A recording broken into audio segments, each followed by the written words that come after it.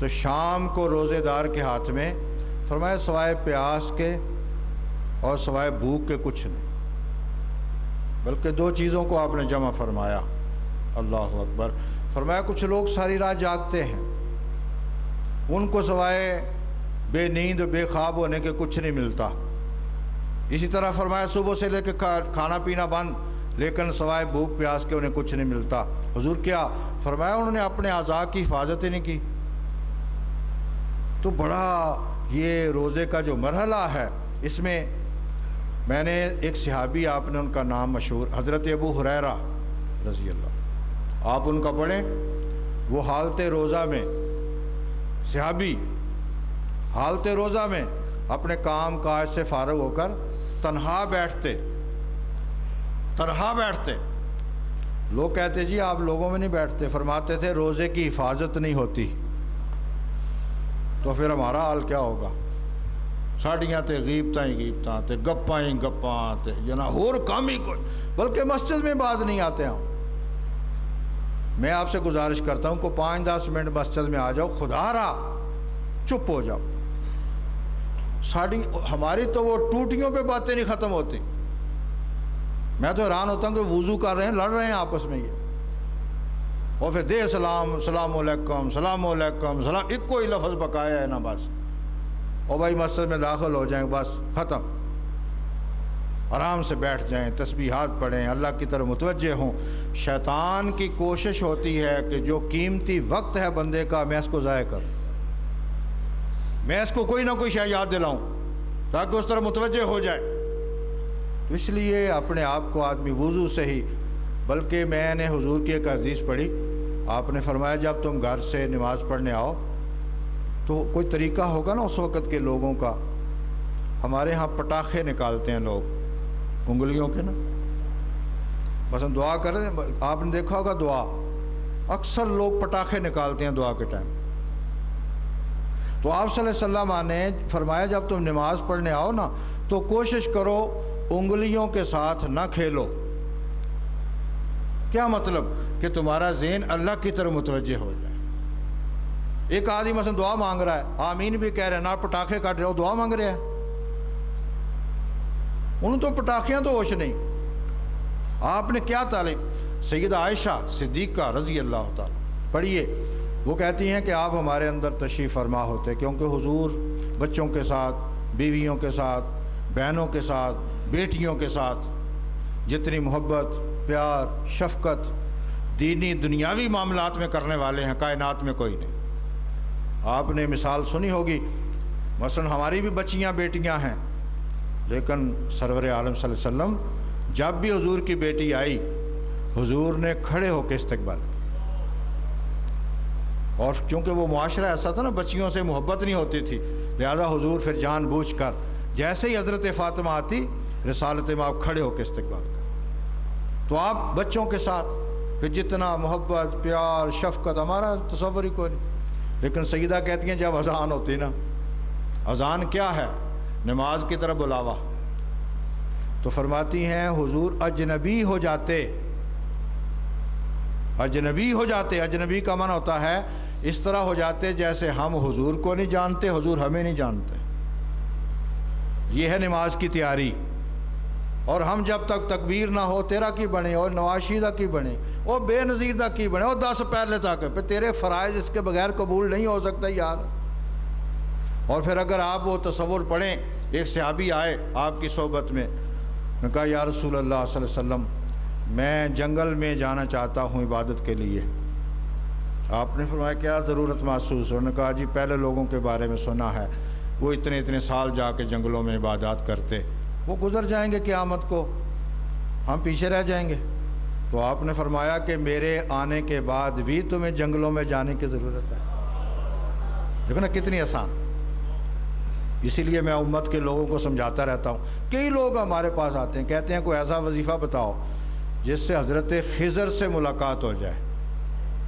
کئی لوگ کوئی مفتی صاحب ایسا وظیفہ دسو جتنا حضرت خضر دی ملاقات ہو جائے۔ تو میں اسے سمجھاتا ہوں کہ تو امتی کس کا ہے؟ کبھی سوچ بیٹھ کے، تو رسول پاک کا امتی ہے، تو مجھ سے ایسے وظیفے پوچھ جس سے رسول پاک مل جائیں۔ خضر تو تیرے پاس آج خود آ جائے گا۔ حضور شہنشاہ بغداد کا پڑھے نا، حضور غوث پاک کا، جن کو دین سمجھایا، مسجد بغداد میں کھڑے ہو کر آپ خطاب کر رہے تھے، حضرت خضر کا گزر ہوا اور شیخ عبد القادر جیلانی مخاطب ہوئے، کہا خضر کبھی میرے درس میں آ کے بیٹھ، تمہیں پتہ چلے محمد کے غلام کیا ہوتے ہیں۔ ہم خضر کی تلاش، حضور کے بعد بھی خضر کی تلاش۔ وہ کیسے جاہل لوگ ہیں ہم، کیسے جاہل لوگ ہیں ہم، تباہ ہو گئے، ہم برباد ہو گئے۔ آپ نے فرمایا میرے آنے کے بعد بھی جنگلوں میں جانے کی ضرورت ہے۔ حضور پھر کیا کروں، وہ تو گزر جائیں گے۔ فرمایا اللہ اکبر، فرمایا فرصت جب ملے نا، اور یہ بھی پابندی لا رہا ہوں، فرصت ملے، یہ نہ ہو کہ دفتر کا کام چھوڑ کے مسیتی آ کے بیٹھے ہو اور پھر سن دسو آ کے میں جی 10 تسبیحاں دروشیدیاں پڑھیاں اور خبیثہ اور دفتر دا کام عبادت تو افضل ہے، اتھے جا کے کم کر۔ یہ دروشی تب قبول ہوگا جب ان کا کام پورا کر کے آئے گا، ورنہ یہ قبول نہیں ہوگا۔ ہم جس طرح دنیا کو دھوکہ دیتے ہیں اس طرح اللہ رسول کو دھوکے دیتے ہیں۔ ایک دفعہ ایک سفر میں ایک عالم کے ساتھ بیرے میں گیا خطاب کرنے، تو راستے میں اس عالم نے، وہ سرکاری ملازم ہے، وہ فخریہ کہنے لگے جی میں تو کبھی دفتر گیا ہی نہیں۔ تو میں نے کہا تیری روزی حلال کیسے ہو گئی؟ کہتا ہے مفتی صاحب تو یہ تو فتویٰ ہی لا دیتا ہے، میں کہا آپ نے بات ہی ایسی کی ہے، پھر تیری روزی حلال کیسے ہے؟ یا تو چھوڑ دے کسی اور کو جگہ دے دے، ورنہ فرض ہے، فریضہ ہے، لازم ہے۔ آپ کی اگر جماعت قضا ہو جائے تو ہو جائے، سرحد سے آپ پیچھے نہیں ہٹ سکتے۔ آپ کی اگر نماز تھوڑی بہت آگے، اتنا رب کریم نے 3-3 4-4 گھنٹے ٹائم بنایا، اسی لیے بنایا تاکہ کوئی اس وقت پڑھ لے، کوئی ٹھہر کے پڑھ لے، کوئی اس وقت پڑھ لے۔ تو آپ ان چیزوں کو پڑھیے۔ آپ نے فرمایا میرے آنے کے بعد بھی اگر فرصت تجھے ملے تو پھر حضور کیا کروں؟ فرمایا مسجد میں آ جایا کرو اور نماز کے انتظار میں بیٹھ جایا کرو، اس سے آسان کوئی ہے کام؟ فرمایا نماز کے انتظار میں بیٹھ جایا کرو۔ وہ جو لوگ 20-20 سال اور 10-10 سال جنگلوں میں جا کر اجر حاصل کرتے تھے، اللہ کریم وہ تجھے 5-10 منٹ میں اجر عطا فرما دے۔ اور اگر تسی یہ کہو کہ گھر تے بیوی مار دیے لہذا مسیتے چلیے چل کے مولوی تے رو پائیے، دیکھو نا، اگر یہ ذہن میں ہو کہ گھر تو بیوی مارتی ہے وہاں بولنے نہیں دیتی، چلو مسیتے چلتے ہیں مولوی تے رو پاویں گے، تو پھر اگلا بھی گیا، پھر عبادت ختم۔ اس لیے آؤ کہ 5-10 منٹ ملیں گے، بیٹھ جائیں گے اور ہم اپنے رب کی طرف متوجہ ہوں گے، اور اس طرح متوجہ ہوں گے کہ جب ہم دفتر میں جائیں گے رب ہمارے ساتھ ہی ہوگا، جہاں بھی جائیں گے رب ہمارے ساتھ ہی ہوگا۔ لوگوں 24 گھنٹے کے نمازی بنو، پوری زندگی کے نمازی بنو، جہاں بھی بیٹھے ہو سمجھو مسجد ہی ہے، اور سمجھنا چاہیے۔ حضور کا ارشاد ہے، فرمایا جب میں دنیا میں آیا اس کائنات میں رب کریم نے میرے قدموں کی برکت سے پوری روئے زمین کو مسجد بنا دی۔ اب لوگ کہتے ہیں جی یہ مسجد ہے، جھوٹ نہیں بول رہا، کون سی جگہ جو مسجد نہیں ہے؟ یہ ساری روئے کائنات مسجد ہے۔ تو آپ کی تعلیمات ہیں، اس لیے آدمی آ جائے مسجد میں آرام سے بیٹھ کر 2-4-5-10 منٹ آدمی دروشی پڑھتا۔ مثلا آپ قبلہ رخ بیٹھے ہیں، آپ جتنے اولیاء صلاحہ ان کا پڑھو، وہ قبلہ رخ اگر بیٹھتے اور یوں تصور کرتے کہ ہم خانہ کعبہ کے سامنے بیٹھے ہیں، کبھی یہ تصور جماتے یہ ہم حضور کے روضہ کے سامنے بیٹھے ہیں۔ اور اللہ کے بندو جب اس نیت سے آدمی بیٹھتا ہے تو فیض آنا شروع ہو جاتا ہے۔ وہ قبلہ رخ بیٹھتے اور جناب پھر تسبیحات، پھر اپنے آپ کو متوجہ کرتے۔ اور یہ جو علاقے ہیں، یہ جو آزاد ہوئی ریاستیں روس سے، وہاں کے ایک عالم کی ایک عمرے کے موقع پر یا حج کا موقع تھا، میری ملاقات ہوئی، میں تو حیران رہ گیا۔ وہ کافی بزرگ مجھے محسوس ہوئے، میں نے ان کو سلام کیا، زور کا ٹائم تھا، انہوں نے جواب نہیں دیا۔ میں نے سمجھا کہ شاید یہ عربی، اردو، فارسی جو ماڑی موٹی ہم 3-4 زبانیں جانتے ہیں وہ نہیں ہلے جلے۔ خیر انہوں نے فرض پڑھے، فرضوں کے بعد انہوں نے از خود مجھے سلام کیا، مجھے انہوں نے بلا لیا، پاس بیٹھ گیا، عربی میں تھوڑے ٹوٹی پھوٹی وہی بولتے، میں ہی بولتا گفتگو کی۔ انہوں نے مجھے کہا کہ آپ کس مسلک کے؟ مسلک یہ ہوتے ہیں حنفی، شافی، مالکی، حنبلی، یہ 4 پیچھے سے علماء کے چلے آ رہے ہیں۔ میں نے کہا میں حنفی ہوں۔ خوش ہوئے، کہتے میں بھی حنفی ہوں۔ یہ جو علاقہ ہے نا سارا، یہ سب حنفی ہیں۔ یہ سب داتا صاحب کا فیض ہے نا، اصل داتا صاحب کا۔ اگلے دن ایک آدمی میرے پاس آیا، کہتا ہے جی نماز میں رفع دین کرنا چاہیے نہیں؟ میں کہا داتا صاحب کو پوچھ لے۔ کہتے کیسے پوچھوں؟ میں نے کہا اسلام تو انہوں نے پھیلایا نا آ کر یہاں، اور ہمیں مسلمان انہوں نے کیا، لہذا میں نے کہا وہ جس طرح نماز پڑھتے تھے اسی طرح پڑھ لیا کر۔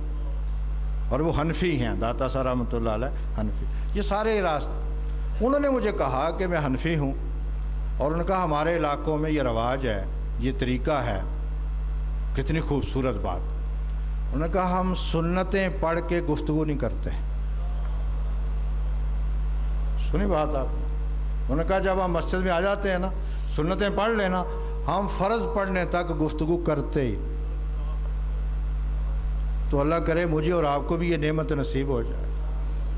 یعنی یہ اپنے وقت کو بچائیے، قیمتی بنائیے، بلکہ ایک ایک لمحہ کی طرح۔ اچھا نماز پڑھ کے ہم چلے جاتے ہیں، وہ بھی سنو، اللہ اکبر، کیا اللہ کریم کا نظام ہے۔ آپ کا ارشاد ہے کہ جو نماز پڑھ کے آدمی جائے نا، اور ذہن میں یہ انتظار رکھے کہ دوسری نماز کا ٹائم کب ہوگا تو میں جاؤں گا، اس کو کہتے ہیں انتظار صلاۃ۔ آپ نے فرمایا جتنی دیر وہ آدمی کہیں بھی بیٹھا ہے نا، اللہ کریم اس کی نماز ہی لکھ رہے ہیں۔ میرا خیال ان چیزوں میں کوئی زور نہیں لگتا، نیت، ارادے۔ تو رمضان المبارک میں اللہ کریم صبر کی دولت، اور کہاں تک ہم صبر کرتے ہیں؟ ہمیں اپنے اعضاء، کھانے پینے سے جہاں رکنا ہے وہاں اپنی تربیت کیجئے کہ چغلی سے، غیبت سے کم بیٹھیے دوسروں کے پاس، یار کم بیٹھیے، اپنے کام میں لگے رہو، اپنے کام میں لگو۔ جو ٹائم زیادہ ملے پھر قرآن کریم پڑھ لو، درود شریف پڑھ لو، ان کاموں میں۔ اور اگر کوئی بات کرنی بھی پڑے تو اچھی، تاکہ پورا سال ہم اس پر چل سکیں۔ اگر آپ یہ جو رکوع ہے روزے والا، اس کو پڑھیں، میں نے عرض کیا تھا کہ رمضان شریف میں اس کو پڑھ لو، اچھی طرح پڑھو۔ اس کی آخری آیت پر توجہ کرو۔ اللہ پاک کہتے ہیں یا ایھا الذین، آخری آیت، یا ایھا الذین آمنوا لا تاکلوا اموالکم بینکم بالباطل۔ یہ روزے کے احکام کی آخری آیت ہے، جس میں اللہ پاک کہتے ہیں بندے، اگر تو میرا بندہ ہے، میرے کہنے پہ تو رمضان میں حلال بھی چھوڑ دیا، یہ کھانا پینا جتنی نعمتیں حلال ہیں چھوڑ دیں، فرمایا اگر تو میرے حکم کا پابند ہے تو حرام نہیں چھوڑ سکتا۔ تو لا تاکلوا اموالکم بینکم بالباطل، وہ فرمایا اور روزے رکھنے والے تو میرے حکم کا پابند ہے؟ اگر تو میرے حکم کا پابند ہے تو جس طرح رمضان میں تو دن کو میرے کہنے پر حلال نہیں کھاتا، میرا حکم ہے کہ حرام سے بچ۔ اور اگر حرام سے آدمی بچتا ہی نہیں، نہ رمضان شریف میں نہ آگے پیچھے، تو کیا روزے؟ لہذا ہمیں ہر موقع پر اسلام شعور بخشتا ہے کہ ہم لوگ رسمی نہیں، شعوری روزہ رکھیں، پاک اور صاف ہو جائیں، کھانے پینے میں کمی کر لو، اور اپنی عبادات میں اضافہ، اور اس نیت کے ساتھ کہ اللہ توفیق دے ہم پورا سال اپنی عبادت میں مصروف رہیں۔ اس طرح یہ نہیں کہ کام چھوڑ دینے ہیں، بھائی 5 وقت نماز پڑھیں گے ہم، با جماعت نماز پڑھیں گے ہم، کوشش کریں گے کہ ہم کسی کا حق نہ کھائیں، کوشش کریں گے ہم جس طرح روزہ رکھا ہے، چغلی، غیبت، ان تمام چیزوں سے ہم بچنا شروع کر دیں گے۔ اگر اس تربیت کے ساتھ میں اور آپ روزہ رکھتے ہیں تو تقوی حاصل ہو جائے گا۔ اور اگر رسماً چلو بھائی لوگ کیا کہیں گے، معاشرہ رکھ رہا ہے ہم بھی رکھ رہے ہیں، تو ہو سکتا ہے رمضان والا ہم سے ناراض ہو۔ اللہ پاک مجھے بھی آپ کو سنجیدگی کے ساتھ